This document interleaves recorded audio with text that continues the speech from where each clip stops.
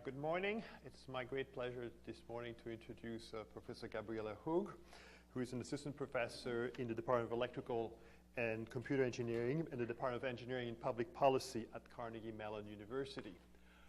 Professor Hug received her master's degree in electrical engineering and her PhD also in electrical power system engineering from the Swiss Federal Institute of Technology, also known as ETH Zurich, in 2004 and 2008. In addition, she received a diploma in higher education teaching from that same institution in 2007. From 2008 to 2009, she worked in industry with Hydro One in Toronto, Canada, where she was part of the special studies group. And she has been at Carnegie Mellon since 2009, where she is co-director of the Electrical Energy Systems Group and a thrust leader of the SRT Smart Grid Research Center. And most recently, she received an NSF Career Award, which is an extremely prestigious award for young faculty members to receive. So, Gabriela. Thank you very much for the invitation and also the introduction. So my presentation today is entitled Distributed Control in Electric Power Systems, Methods, and Applications. Various people have contributed to the work that I'm presenting, among which is my colleague Shomokar. He's a signal processing faculty, and two of my PhD students, Kyrie Baker and Roy Yang. Generally, when I'm being asked what is my research, I usually say control and optimization in electric power systems. However, I'm basically an electric power systems person doing control and optimization, so I'm coming from the power systems side. This is an overview over the general work that we're doing. On the left side, you see the different applications that we're looking at: integration of storage devices, power flow control, hydropower optimization, generally energy management, basically meaning balancing generation and load. A project which is a little bit different to the other ones is looking at cybersecurity and AC state estimation. There are different methods that we're looking at. They can be characterized either by being distributed, predictive, probabilistic, or combinations of them. So the gray dots show the combinations between applications and methods. And what I'm going to talk about specifically today are two different applications. And one is power flow control, and the other one is energy management. And in both cases, we're looking at methods to do the control or the optimization in a distributed way. The overall goal is to enable the integration of renewable generation. So the outline of my talk is as follows. I'm first going to give an introduction into generally what do we mean by distributed optimization or distributed control. Then the talk is structured such that I'm first going to talk about one approach, which is using decomposition theory to allow for distributed optimization. I will talk about the theory and then the application to power flow control. Then I'm going to talk about the second part, which is, there I have a strong collaboration with Shomokar, the faculty in signal processing, looking at the consensus plus innovation approach to do distributed energy management. And finally, some conclusions. So let me start with the introduction. What do we mean by distributed optimization? Generally, when we have a system for which the control responsibility is shared among multiple entities, then usually these entities need to talk to each other and coordinate in order to achieve good performance of the entire system. So the assumption is that each entity has limited information about the system and also has limited impact on control variables. And the goal is to achieve the overall optimum via communication among the entities. We are exchanging information between them. That's what we generally mean with distributed optimization. Reasons why we would want to do distributed optimization are there are multiple. So for example, a system might be divided already into control areas, which you want to coordinate. There might also be a reason that you want to achieve computational improved performance. So because you can, if you do distributed optimization, you have the possibility to parallelize computation. Or simply the overall system is too complex, and you definitely want to have multiple entities being involved in controlling it. So motivation for electric power system. Generally, the system is such a large-scale system that it's already divided into control areas. However, generally we say that within control area, we do have a centralized control within the control area. There is some communication between the individual control areas, but it's not in a way in which we're optimizing over the entire system. So you can argue that you could maybe achieve better overall performance if you could improve the coordination between control areas.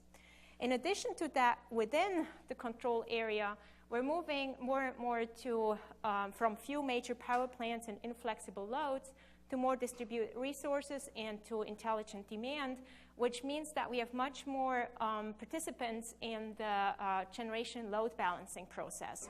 So more distributed resources, more participants may result in a situation in which it might be very beneficial if we could have more distributed coordination or optimization in the system. Furthermore, from the computational aspect, when we're including more and more renewable generation, such as wind and solar generation, we might want to do stochastic optimization, predictive optimization to optimize the usage of the existing assets. This may lead to a computationally very intensive calculation. So distributed optimization may help to improve the computational efficiency. Furthermore, as we're moving to whatever we call smart grid, even though it's not very well defined, but I think we agreed that one of the components is that we add more sensor technology, more communications into the system so that you will be able to do more distributed approaches. So let me come to the first approach, which is decomposition theory. And let me talk about the theory without applications for just a few minutes. So what do we mean with decomposition theory? Let's say we have a centralized optimization problem, as you see here on the top.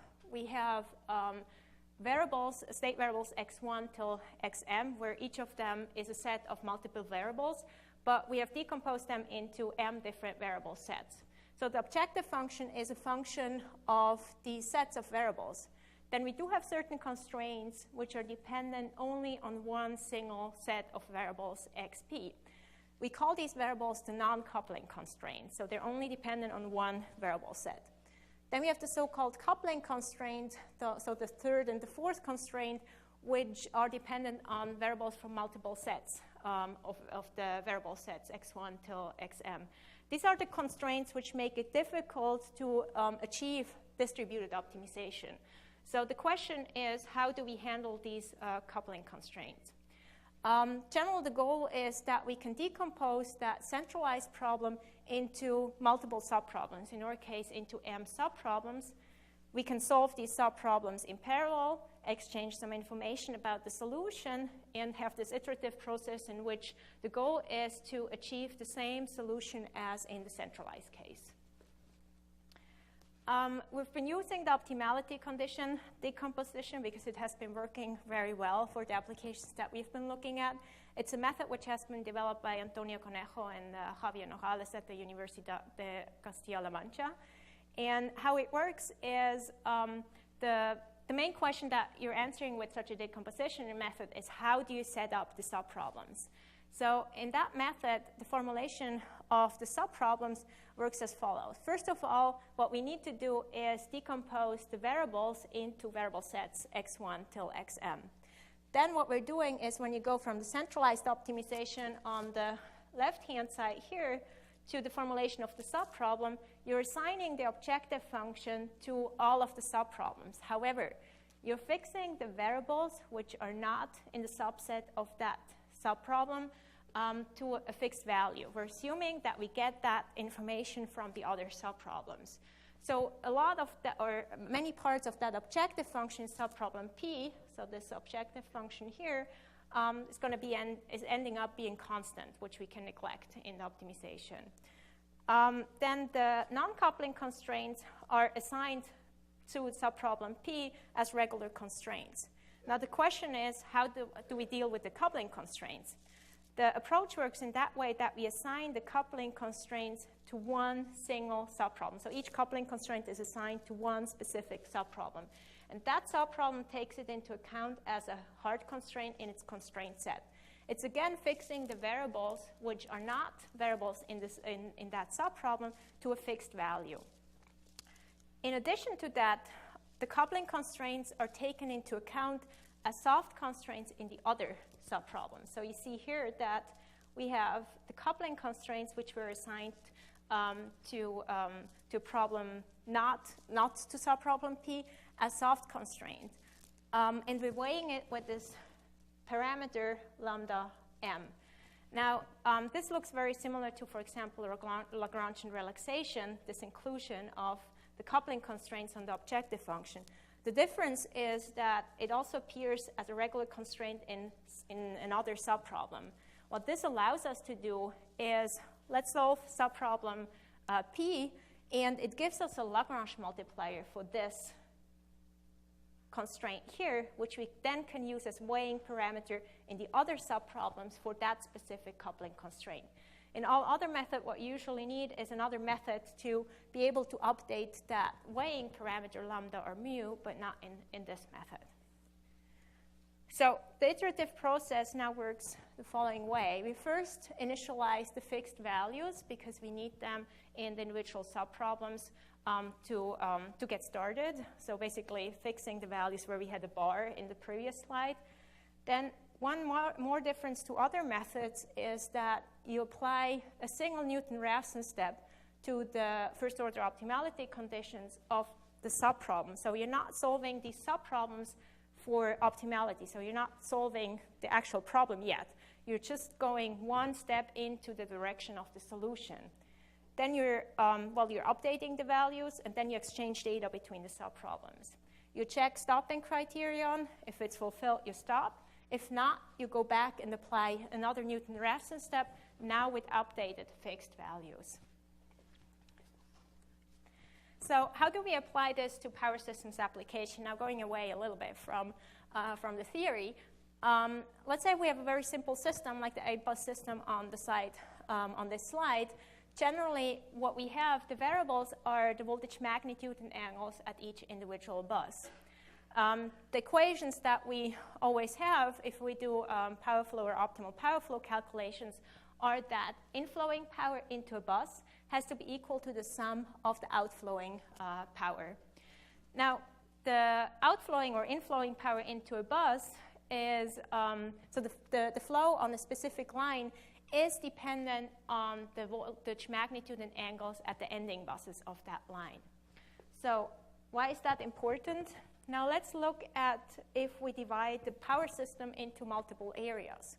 So again, our variables are the voltage magnitude and angles, and you do also have some control variables, which can be your generation settings or, as I'm going to use, power flow control settings.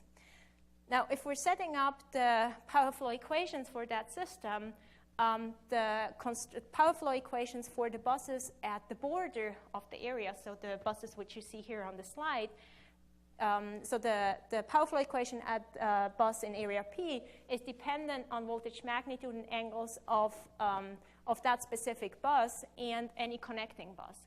So we're ending up with these power flow equations being the coupling constraints.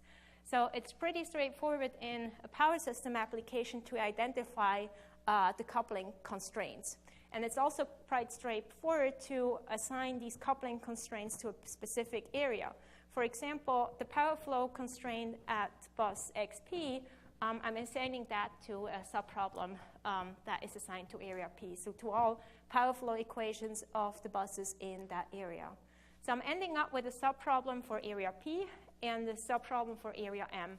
I can solve these. I'm applying first Newton-Raphson step, exchange information about the solution in each individual area, and then keep iterating. Now, what information needs to be exchanged between these areas is another advantage.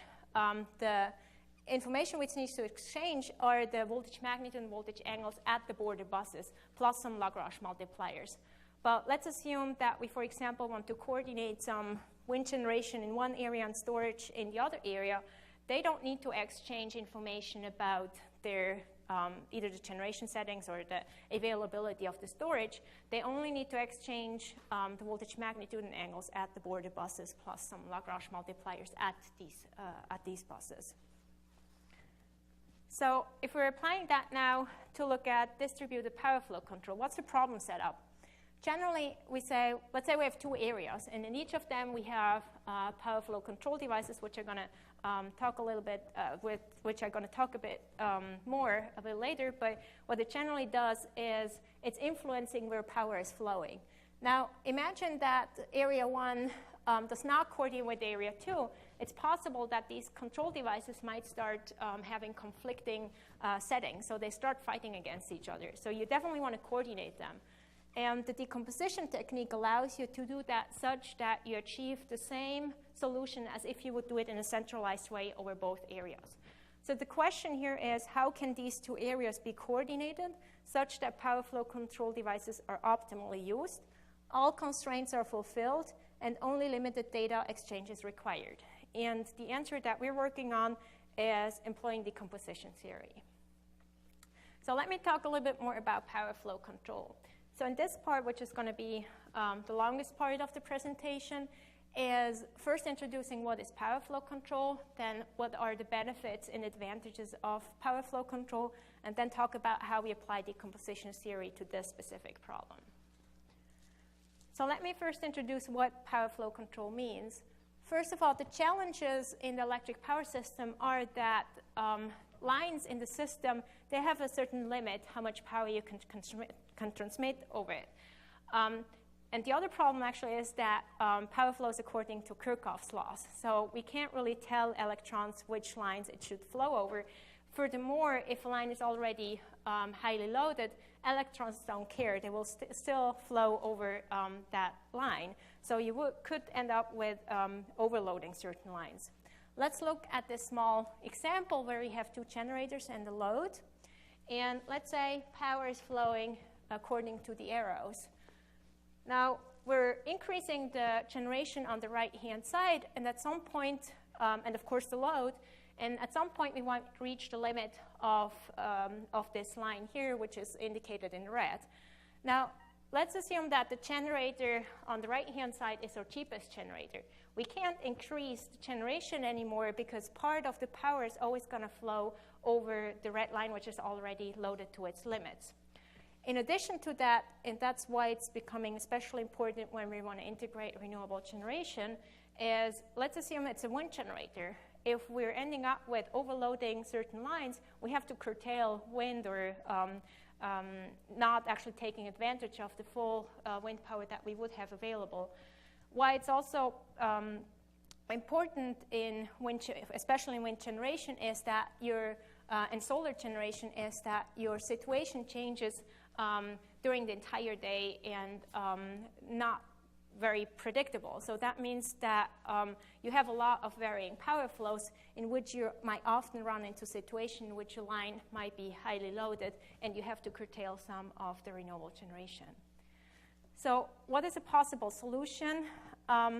Possible solution are devices which are based on power electronics. And as I was saying, I'm looking at this problem from the systems perspective, so I'm not the power electronics person. However, we're using these devices to achieve power flow control, meaning that let's assume we're putting a device on in the right line which was highly loaded. If we're able to influence the reactance of that line, we can push some of the power from that line to the rest of the system. So basically, fooling Kirchhoff's laws, even though we're basically adjusting the parameters of the lines and thereby manipulating some of the power flows. It still follows physical laws, of course, but we're adjusting the line parameters. So now when we're thinking about how should we use these devices, we need to look at how is the system operated. Traditionally, N-1 security is used to do that. Definition of that is that the system is operated such that no constraint is violated in normal operation or in case of a failure of one element in the system. For example, if a line fails, no other line can be overloaded. The mathematical formulation of that, you find that on the bottom of the slide. So we're minimizing generation cost because we always want to minimize the cost of supplying a certain load. So that's our objective function, summing up the cost of all of the generators, and or variables which we need to determine are the settings of the generators. Then we have a set of constraints which correspond to normal operation, so the first two constraints. The equality constraints are the power flow equations, whereas the inequality constraints might be constraints on the generation settings, but also on, for example, line limits. We have the same constraints for each individual contingency case as well. So let's say we have n elements in the system, which we include in n-1 security. So that adds a constraint set for each individual contingency case. Now, the question is, how does that change if we're adding power flow control? First, what we need to answer is, do we do preventive control or do we do corrective control? In terms of preventive, what that means is that the system needs to be secure without any changes in control. So let's say we're in normal operation, and we need to determine the settings of these devices such that whenever a fault happens, I don't need to go and change these settings in order to keep the system secure so that no other device or other line is overloaded. Now, the problem formulation ends up being what you see here on the left-hand side of the slide. We have a control variable xt0, which has to be the same in a normal operation as well as in the contingency cases. This increases the feasible set of possible solutions for our generation settings because we have one more control variable compared to if we don't have power flow control. If we do corrective, we increase the feasible set even more. Why? Because when we do corrective, that means we are allowing to do corrective actions once a contingency occurs to remove constraint violation. So whenever we are in normal operation and let's say a line fails, even though in the very first moment a certain line might be overloaded, we can adjust the control settings of that device and remove these constraints.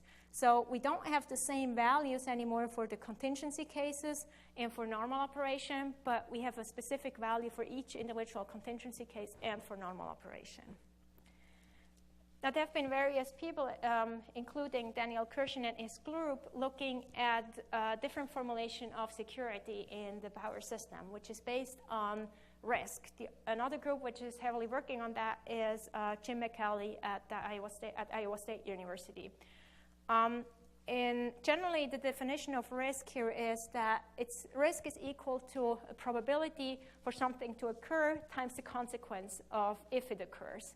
So mathematically formulating total risk, we're summing up the probabilities times the consequences of the contingency cases. Now, the next step is to define a function for probability and the consequence. And we've been introducing slack variables into operational constraints in order to do that. So let's say this general constraint that you see here on the slide would be a line limit or corresponds to a constraint on a line. So we're saying that instead of having a hard constraint HP over lines, we're adding a slack variable S, which we will penalize in the objective function, trying to bring it to 0 so that the original constraint is fulfilled. But if it's not possible or actually okay to slightly overload the line, then the S takes a non-zero value. The KP we're just introducing to allow for the probability of, and also the consequence to already start being non-zero, even in cases in which the line might not be 100% loaded, but maybe to 80%. So how do we define probability and the consequence? We're not heavily focusing in our research on how to properly define such probability. We're making the assumption that we can define it by a loading-dependent term and an external impact term. So the probability is equal to a function of my slack variable, because that tells me how heavily loaded the line is. For example, if I set my KP to 0.8, S becomes non-zero as soon as my line is above 80% and contributes to increasing the probability of a failure of that line. Plus an external impact probability, which, for example, would be probability of a tree falling into the line. So generally, the function that we're using is what you see here on the right-hand slide. It's constant till a specific value, then it starts increasing, it becomes 1 as soon as we have reached a certain overloading. Consequence, we formulated very similarly. It's based on a severity approach, which Jim McCallie has also been following. So the consequence is defined as soon as, for example, a line fails and another line is above 80%, the consequence of that failure or contingency starts increasing and being non-zero.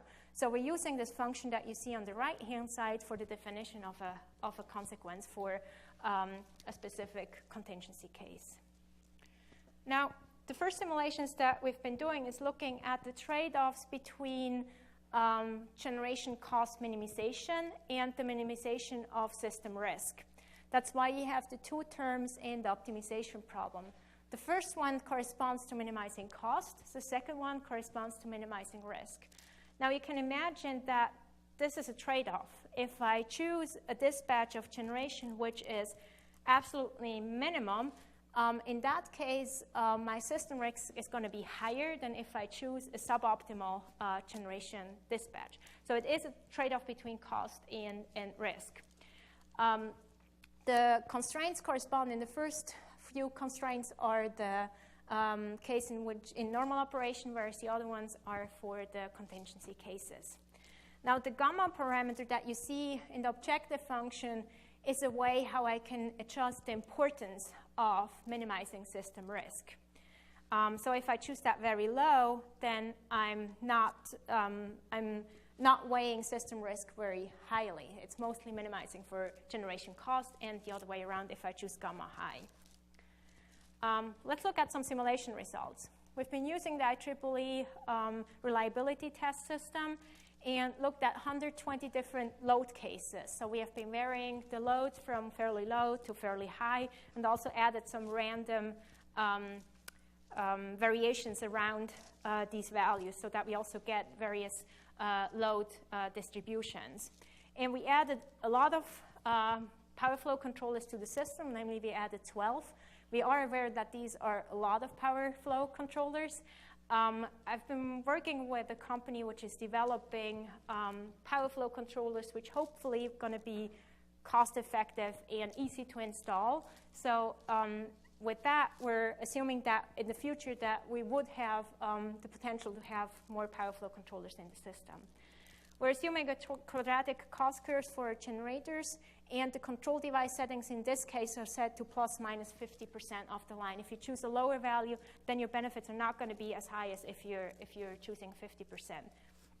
So let's look at the simulation results. Each of these graphs shows the results for a different gamma setting. On the top left, gamma is very low, so we don't put a lot of importance on system risk.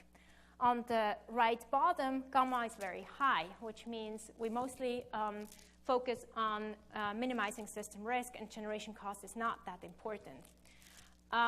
The x-axis shows the system risk if you use fax devices divided by the risk if you don't. And the same for the y-axis, but this time for cost. So if the cost if you use fax devices divided by the cost if you don't. So whenever, each blue cross in specific graph corresponds to one load case. So in each graph, you see 120 crosses because we're looking at 120 different load cases. Why are we using that many load cases? The reason is that it's heavily dependent on the specific load case, what your benefit's going to be. So we looked at the range of different cases. So whenever that cross is at the 1, let's look at the first graph. We have a lot of crosses at the cost between fax devices and so the cost of generation if you use fax device and if you don't is equal. Why is that? Because we have a very low gamma factor, so system risk is not valued very highly. So the optimization problem results in choosing the cheapest generation dispatch possible, and then uses the power flow control devices to reduce system risk. So you see that the blue crosses are at 1 for the cost and from 1 down for system risk. That indicates that we can achieve the same generation costs at lower risk if we use power flow control devices. On the bottom right, we have what if system risk is valued very highly. In that case, we achieve the same level of risk, but at lower cost. So the power flow control devices in that case are used to reduce the generation cost, and risk is most often is actually equal to 0. Okay. So summarizing this slide is we can achieve the same generation cost achieved at lower risk, same level of risk achieved at lower cost if we're using power flow control devices.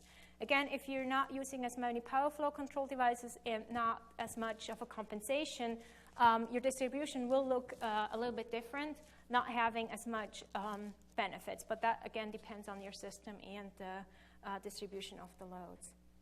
Now, the question that we're addressing if you're applying distributed optimization is, how do we find the optimal settings of these power flow control devices in the most efficient way?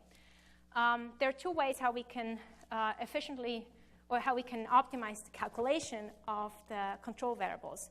One is, first of all, because we're using, let's first look at the right-hand side at the flow graph. What we're doing is we're calculating the economic dispatch, which gives us the absolute minimum cost of generation to supply specific load. Then we're carrying out risk minimization, in which we're looking at each outage individually, so we can look at them parallel because we're doing system risk minimization. Why is that? We're doing corrective control, so the control variables and the power flow control devices here are the only control variables. They are independent from one outage to the other. So we can minimize the consequence of each of these outages in parallel. So this is one way how we can parallelize some of the computation. And we're calculating the risk, and then if that's acceptable, we can stop. If not, we do a cost reliability trade-off and go back to the risk minimization. Cost reliability trade-off, this is part of future work that we're working on, and I'm not going to talk about this in this presentation. Another way how you can decompose or parallelize computation is by doing geographic decomposition. So take a specific outage case, which is, for example, the power flow calculations for your entire system, and you can now, for this specific one contingency case, you can apply decomposition theory to determine the optimal settings of these devices. So subproblem 1 corresponds to a specific area in the system, subproblem 2 to another area in the system, and for each area in the system, you can do in parallel normal operation, outage 1, outage 2, and so on. So you can apply decomposition theory to each of these contingency cases and normal operation. So the scenario, coming back to a previous slide that I have in terms of the geographic parallelization or geographic decomposition, is we're looking at how can you coordinate the power flow control devices in multiple areas using decomposition theory. And in our case, we do that with each individual contingency case. So we recently ran some simulations and applied that to the IEEE reliability test system. We divided it into 2 areas. However, in future work, the idea is to actually go to much larger systems and also have more areas in the system. So we have 7 power flow control devices, which you see by the rectangles on the right-hand side. And again, we're looking at 100 different load cases to make sure that we're covering a wide range of different loading cases. Now, so the y-axis on the graph shows the different cases, so 1 to 100. Now, what we're doing here is we're comparing the number of iterations that we need in a centralized implementation and if we're doing it in a distributed case. In the centralized case, what we're doing is we're formulating the first-order optimality conditions and then apply Newton-Raphson. So the red crosses show the number of iterations if we do it that way in a centralized way. Now, we do have a lot of crosses for each individual case.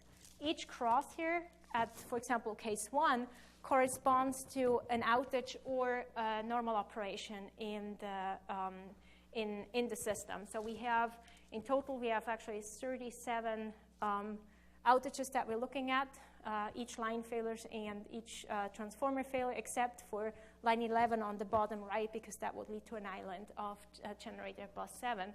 So we have 38 crosses. And the blue one tells you the number of distributed Newton-Raphson, or the Newton-Raphson step, if you decompose it into subproblems and then apply Newton-Raphson step to these subproblems, exchange information after such a step, and move on. So what you can see is that, yes, the number of iterations in this distributed case are definitely higher. It has to be expected because we're in one subproblem, we're assuming certain variables to be fixed, which are not going to stay fixed. So it does take longer in terms of number of iterations. However, if you think about it, the main computational effort goes into inverting the Jacobian matrix of that problem. So it's inverting Jacobian matrix, which if we divide it into two areas which are similar in size, it's going to end up the Jacobian matrix being this half of the size. So the computational effort for inverting a matrix is proportional to the dimension of the matrix to the power of 3. So you can still, if you have a double or 3 times or 4 times the number of iterations in the distributed case, you will still achieve some computational efficiency.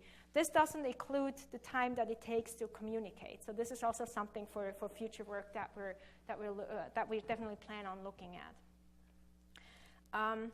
Okay, so let's switch gears now. We're coming to the second approach, the consensus and innovation approach. This is a completely different approach than the decomposition approach that I was just showing. Generally, how the problem setup in that case usually is that you have J entities, and they need to agree on a specific value for a variable lambda. So, for example, common example is that each entity J has a certain value, and they're trying to find the average over all of these values without having a centralized entity who is determining it. So this is the consensus part is the part which takes care of trying to find agreement on that common variable lambda. Now, the innovation part, this is something that my colleague Shomakar has been developing. It allows to integrate an equality constraint on dependent variables into that method. What do I mean by this? Let's say each entity J has a local variable dj, which is a function of lambda. That doesn't have to be the same function. In fact, most often they're not the same functions. But it's a function of lambda. But however, the lambda has to be found such that the constraint that you see as the summing constraint has to be equal to 0. The algorithm which will give you the solution for lambda is what you have here on the bottom. So each entity J at iteration, so I is the iteration counter, is updating its local copy of that common variable according to what it had at the iteration before, plus the consensus term, which allows to bring the values closer to each other, plus that innovation term, which takes care of making sure that that constraint is fulfilled. I'm not going to go into more theory with proofs and so on. I leave that up to my colleague and his papers. Alpha and beta are tuning parameters, which we need to tune. Now, generally, the iterative process works that way. We first, each entity J updates the local copy of the common variable according to the previous equation, updates then the dependent variable, so dj, using the function with respect to lambda. If there are inequality constraints on the dependent variable, so for example, dj has a certain upper and lower limit, then what we do is project the obtained solution into the feasible solution space. So what that means is in the second step, dj is taking a value which is above the upper limit, you reduce it to that upper limit. That's basically what it means. Then we exchange the common variable information between the different entities. So saying what was the update to your neighbor, and increase the iteration counter. Now let's look at how we apply that to energy management. Shall we just look at if we're doing economic dispatch, in which we're assuming that we just have a fixed load which we have to supply. Again, we're making the assumption that generation costs are modeled using a quadratic function. And the optimization problem that you're ending up with if you do economic dispatch is we want to minimize generation cost to supply the load P star, which is the sum over all loads. And you have upper and lower limits on your generation. Now, for everyone who has done economic dispatch, you know that the optimal dispatch is achieved if the marginal cost of all generators are equal. So they're equal to the derivative of the cost function of the generator.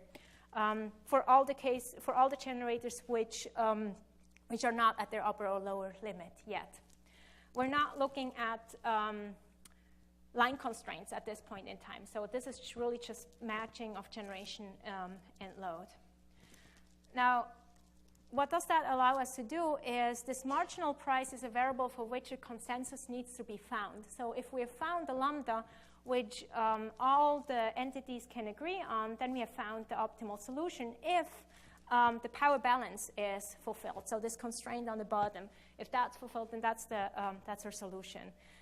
We have a dependent variable which is dependent on our lambda, namely the generation setting, so the production at the individual generators. And you can solve this first equation, lambda equal to an and so on, with respect to PGN, and then you get that function. So for all generators, we have that function for the generation setting and the lower and upper limit. So that means I have the perfect situation to apply the consensus innovation part. I have a variable which they have to agree on. I have a function for local or for specific variables which are dependent on that common variable, and I have a constraint on these dependent variables. Now each bus J, and let's say we have a system of a certain number of buses, and each bus iteratively now updates that marginal cost or common variable lambda according to the formula that we had in the theory section. The consensus term means we're agreeing on price or marginal cost, and the right part is the innovation term, for which is taking care that total generation is equal to load. Then generation at each bus is updated according to this. So we're using the function of P as a function of lambda. If that's between our minimum and maximum value, then we're okay. If it's not, then we're setting it to upper or maximum value. So we're projecting it into our feasible space. And the fixed loads can be modeled as having upper and lower limit equal to each other. So we're simply setting that to a fixed value. So each bus, the innovation term corresponds to summing up generation and load at that specific bus. Now, that was basically the basic application of that consensus plus innovation approach to economic dispatch. What we've been working on, especially the last 2 months, is on extending that approach to integrate flexible loads and storage devices, and also to allow for optimization over multiple time steps. I think this is one of the main differences to other work which is going on in applying consensus to optimization problems, in addition to the inclusion of this innovation part. Now let's first talk about the integration of flexible loads and storage devices. I can define cost demand functions for each of my generator, each of my load, according to what you have here on the bottom. Just for being able to have a unified formulation, we're saying that the load has negative values, P, so that allows us to define it in the same way as a generator. The storage can have negative and positive power injections. But again, we can define it in the same way as for the generator with a linear marginal cost curve with upper and lower limits. Okay, I should speed up a little bit. So generally, what we're getting at is we have, if we're now doing multi-step optimization, we're optimizing what you see on the bottom here over not just one time step, but over multiple time steps. So in the previous, where we just were doing economic dispatch for one time step, we were just looking at this point here, and we were trying to find the lambda for that specific time and also the generation settings for that instant in time.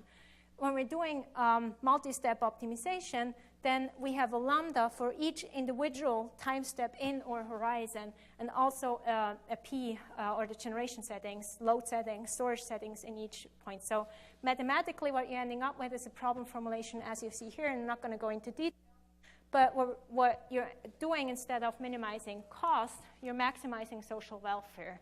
You still have the power balance for each individual point, and you incorporate upper and lower limits. You're able now to include ramping limitations and energy limits for storage devices. So I was already saying we have now one common variable for each individual step within the horizon. And that means that our lambda and P values are now not single values anymore, but they become vectors, which each entry, for example, in lambda, corresponds to a specific point in the optimization horizon. This slide shows we're updating the common variable for each of these time steps within the control horizon. We can do that in parallel. They're independent of each other. But what we then do is we need to project the solution that we get into the feasible space. And I'm skipping this. It's basically just an optimization problem, which will give us a solution which is as close as possible to the one where we're using the function dependent on lambda for the local variables. Let's look at some simulation results. We have a 14-node system, and we have 5 generators, 11 loads, 1 storage device. So the number of devices is equal to 17. Some of them are located at the same buses. Optimization horizon is equal to 20, and we're looking at 288 different simulations. So what we're doing is we're optimizing over a horizon, apply the very first step, and then move by 1 time step. So we're doing that 288 times in order to capture various different situations. So, and each time step is 5 minutes between these 288 steps. We're defining convergence criteria for the consensus part as if the lambdas, the common variables, don't change significantly anymore, and if the dependent variables don't change significantly anymore, we stop. Okay, so results. In the first figure, you see the number of iterations which it takes to converge to the solution, which ranges between 50 and about 250 cases. 250 iterations in the 288 cases that we're looking at. The bottom left shows the output for the generators and the storage device. This is mainly shown to show you that we are able to incorporate generation limits. You see that by the flat part for some of the generators. Then the top right graph shows the energy level over time. This shows that it's basically what it's doing. It's charging when cost is low, and it's discharging when cost is high. And the bottom right shows the ramping of the generators, also just to indicate that we're able to include ramping constraints on generators. This very last slide, before I come to the conclusions, is used to show you how the convergence looks like. So this is for a very specific time step. I think it's time step 80 in our simulations, showing the value for the lambdas for k equal to 1, 8, 14, and 20 over the iteration. So it took a bit more than 100 iterations in that case to converge. And you see that convergence rate is quite nice. Coming to the conclusions, distributed optimization allows for optimal coordination of multiple areas with limited data exchange. It may improve computational efficiency.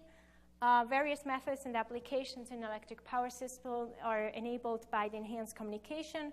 And system-wide optimization results in optimal usage of the existing capacities, reducing the needs for system extensions when moving to a sustainable energy future. Thank you very much for your attention.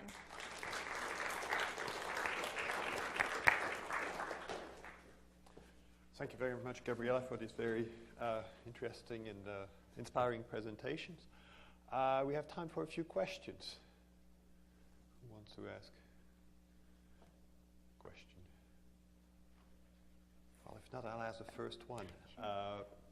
You mentioned various, the decomposition technique. One fairly well-known technique in decomposition is Bender's decomposition. How well does the technique that you describe compare to Bender's decomposition? We have been looking at Bender's decomposition mostly for if you have coupling variables. So meaning, for example, so the difference is that when you have, for example, the security constraint OPF, one of your coupling variables is the generation setting. So it shows up in your normal case as well in all of the contingency cases. So in that case, I think it is beneficial to, or actually one of my students is using Bender's decomposition. So it's also a method that we're looking at. In this case, we were specifically focused on the optimality condition decomposition because it's a very neat method for if you have coupling constraints, so coupling of variables in multiple sets. Does that answer your question? Yes. Any other question? Mark? Is there any interest in exploring the increase of data exchange? If you exchange additional data, when you examine what your impact is? So you mean when you repeat the question? Sorry. So I think the question was, if you would be willing to exchange more information, would that improve, for example, your performance, convergence performance? Is that the question? I would imagine, but I don't know how that's occurred to you. So one specific